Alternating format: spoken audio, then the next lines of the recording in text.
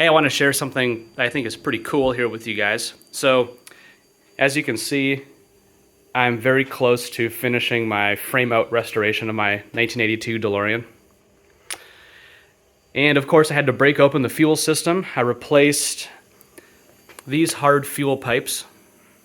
These are all NOS pipes, except for this one back here is a stainless steel one from DMC Midwest. And all of my fuel lines are from DPI. Got a new fuel filter.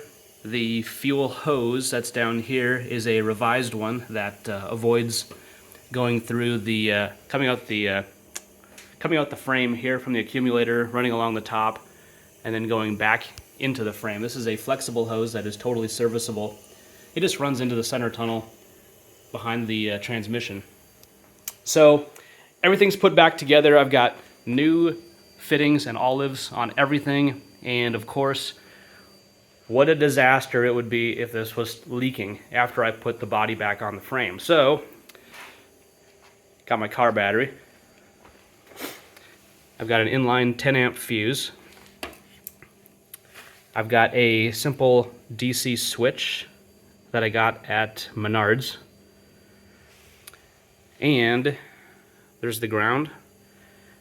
And I just quick wired up a weather pack connector to mate to the DeLorean Industries fuel pump connector.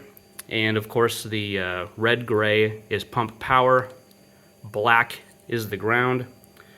All I had was black wire, but I kept it straight. So I made my own weather pack connector here with a weather pack kit. You can get them online. And first I just briefly turned on the switch just to make sure it worked and I had power. And then I ran just for a few seconds to make sure that it sounded like stuff was circulating, and then I just let her rip.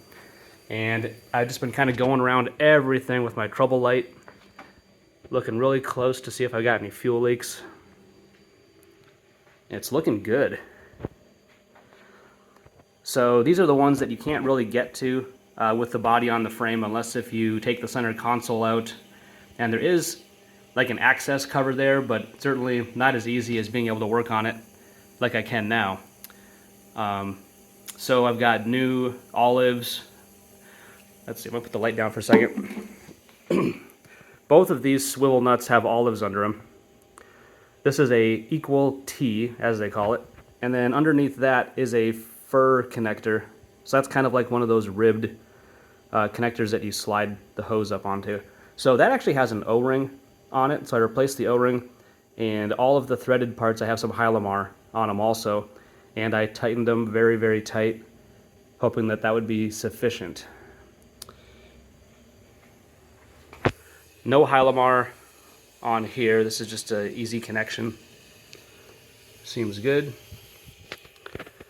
I had to loosen one of these to clear the cherry picker when I pulled the engine out. And I've got plenty of crush washers, but I didn't replace that. I just tightened it back up. Looks good. Fuel filter looking good. I just been kind of like looking under here, see if there's any like drips or anything. I mean, really the only place it could leak is the accumulator because there's so many hoses and fittings underneath there. Let's take another look. I don't know if you guys are going to be able to see very well, but that's how I oriented the hose, that flexible tube that goes to the fuel filter. So that's kind of going straight downward. And yeah, just kind of looking around. I don't see anything leaking on any of the hoses.